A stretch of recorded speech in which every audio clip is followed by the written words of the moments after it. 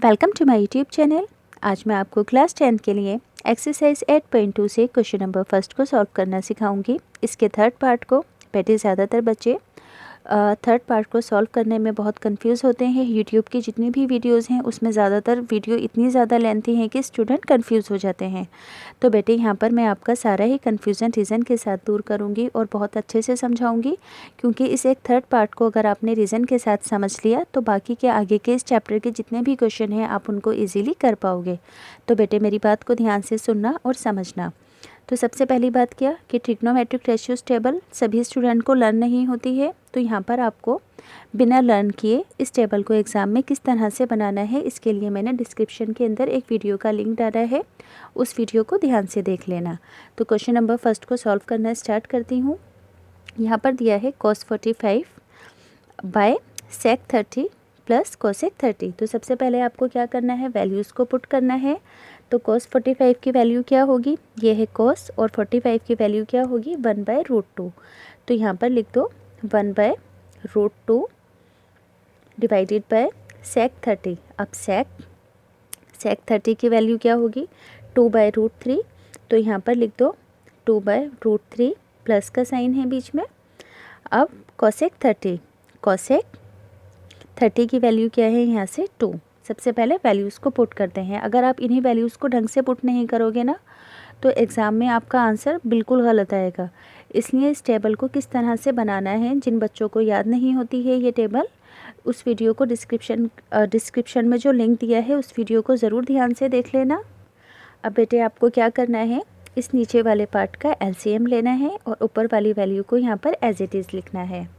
तो बेटे यहाँ पर डेनोमिनेटर में कुछ नहीं है 2 के पास, तो 1 लगा देंगे। 1 और √3 का एलसीएम क्या होगा, यहाँ पर √3 होगा। ठीक, अब ये जो एलसीएम आया है इस एलसीएम को यानी कि √3 को एक बार 2/√3 के साथ रखो। एलसीएम लेने का तरीका भी समझा रही हूँ क्योंकि इसमें भी बच्चे कंफ्यूज होते हैं। तो √3 1, √3 और 1 का एलसीएम आया √3, और इस वाले एलसीएम को मैंने एक बार इस पूरे के साथ रखा, और इसी एलसीएम की वैल्यू को यानी कि √3 को एक बार 2/1 के साथ रखा। इतनी बात समझ में आ गई यहाँ पर आपको। अब यहाँ पर बेटे √3 से √3 कैंसिल हो गए तो बचा क्या 2। तो यहाँ पर इस वाले का आंसर क्या आया 2। तो यहाँ पर लिख दोगे 2 प्लस, अब नीचे के डेनोमिनेटर के 1 की कोई वैल्यू नहीं है तो ये आपस में मल्टीप्लाई होकर क्या हो जाएंगे 2√3। इतनी बात समझ में आ गई कि मैंने नीचे वाले पार्ट का एलसीएम लिया, एलसीएम लेने का मेथड भी बता दिया।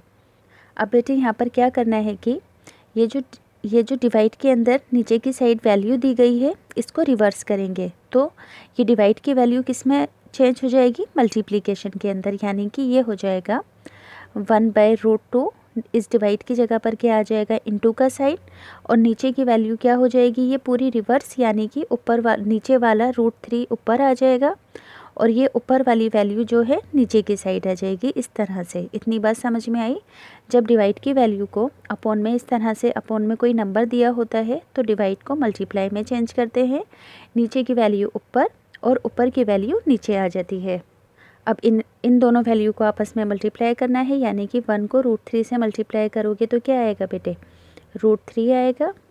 अब √2 को सिर्फ 2 से मल्टीप्लाई करोगे तो क्या आ जाएगा 2√2, बीच में है प्लस का साइन। ठीक, अब इस √2 को 2√3 से मल्टीप्लाई करोगे तो रूट की वैल्यू जो होगी यानी कि √2 और √3 आपस में मल्टीप्लाई होकर क्या हो जाएगा 6, और ये वाला जो सिंगल 2 है वो एज इट इज़ रहेगा। समझ में आया कि √2 को सिंगल 2 से मल्टीप्लाई करने पर आया 2√2।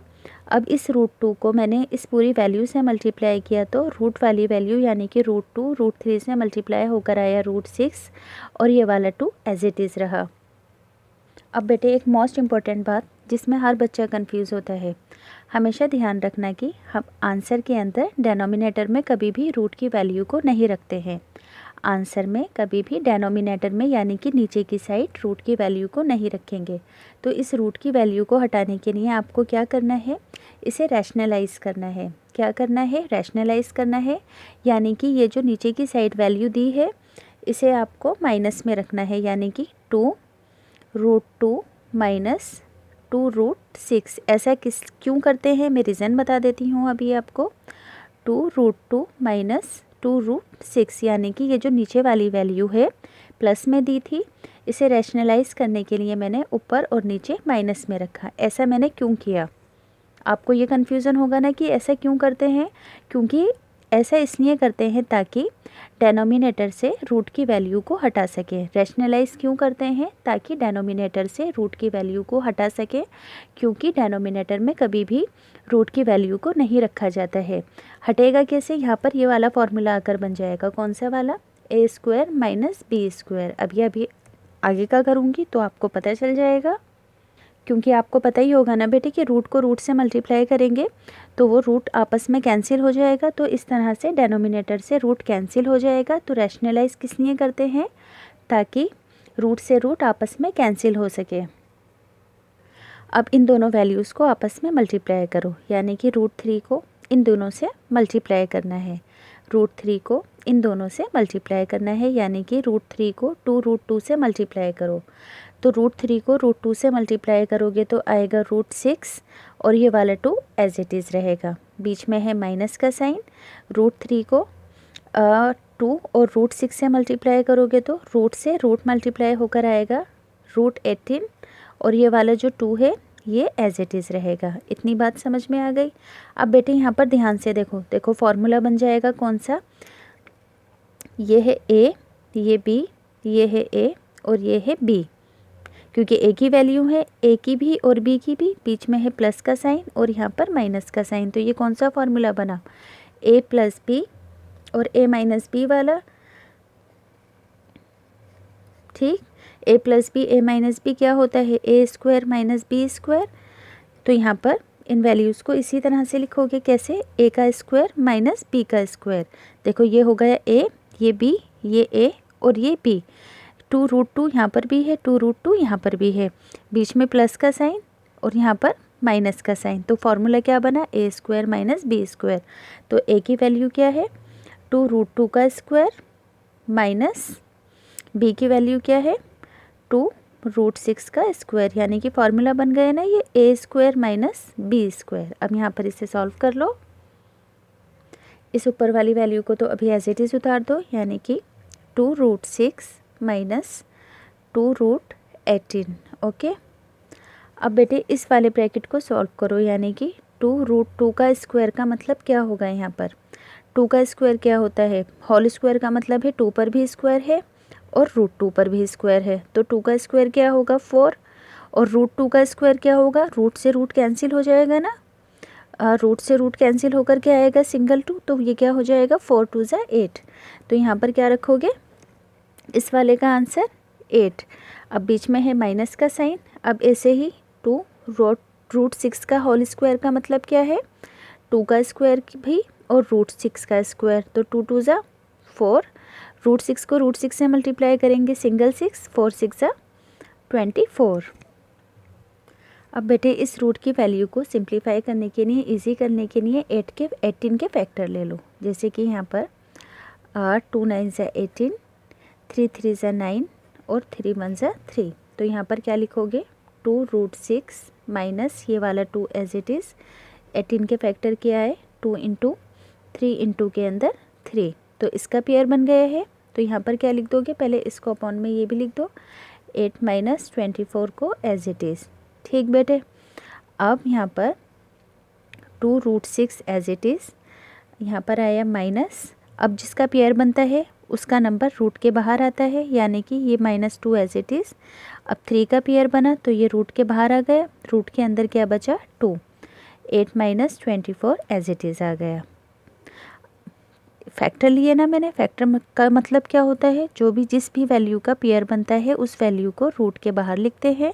तो यहाँ पर मैंने 3 का पेयर बना था, 3 को रूट के बाहर लिखा और जो सिंगल डिजिट नंबर था उसको रूट के अंदर ही रहने दिया। तो ये क्या हो जाएगा? 2√6 माइनस 2 3 ज़ा 6 √2। 8 में से 24 गए या तो कितने बचे? 16। अब ये नंबर बड़ा है, इस नंबर के साथ माइनस का साइन है, तो जो भी नंबर बड़ा होता है, जो भी साइन होता है वही साइन आता है। तो यहाँ पर आया -16। इतनी बात समझ में आ गई बेटे? अब यहाँ से डेनोमिनेटर से रूट तो कैंसिल हो गया है, मगर कभी भी डेनोमिनेटर के अंदर माइनस नहीं रखते हैं, कभी भी डेनोमिनेटर के अंदर माइनस नहीं रखते हैं। तो यहाँ से क्या करेंगे कि -2 को कॉमन ले लेंगे, -2 को कॉमन लेंगे। क्यों? क्योंकि डेनोमिनेटर में कभी भी आंसर माइनस में नहीं होता। -16 एज इट इज़, -2 को अगर हमने कॉमन ले लिया तो √6 के पास क्या बचा? -√6। ठीक, अब -2 को अगर हमने कॉमन लिया तो माइनस का साइन किस में चेंज हो गया? ये प्लस में। -2 को कॉमन लिया तो 2 के टेबल में 6 किस पर आता है? 3 नंबर पर, और √2 यहाँ पर एज इट इज़ रहा। तो यहाँ पर माइनस से माइनस कैंसिल हो गया, 2 1 ज़ा 2, 2 8 ज़ा 16। -2 क्यों कॉमन लिया? ताकि इस -16 को कैंसिल आउट करके माइनस को हटाया जा सके। तो पहले मैंने क्या किया, -2 को कॉमन लिया, फिर √6 के साथ माइनस लगा दिया, फिर माइनस की वैल्यू प्लस में हो गई, माइनस माइनस प्लस होते हैं। फिर -2 को 6 से डिवाइड किया तो 2 3 से क्या होता है? 6, और √2 तो एज इट इज़ रहेगा, क्योंकि सिंगल नंबर से मल्टीप्लाई हो सकता है, रूट से नहीं होगा। माइनस से माइनस कैंसिल होकर आंसर क्या आ जाएगा? यहाँ से आपका पहले प्लस की वैल्यू को लिखोगे, यानी कि 3√2, बाद में लिखोगे -√6 अपॉन के अंदर 8। तो बेटे यहाँ पर मैंने आपको बिल्कुल रीज़न के साथ इसका थर्ड पार्ट सॉल्व करना सिखा दिया है। इसी तरह से फोर्थ और फिफ्थ पार्ट है, वो भी मैं प्लेलिस्ट के अंदर वीडियो डाल दूँगी। अगर आपको ये क्वेश्चन अच्छे से समझ में आए हैं तो प्लीज़ चैनल ज़रूर सब्सक्राइब करना, वीडियो को लाइक भी करना और अपने दोस्तों के साथ शेयर भी करना।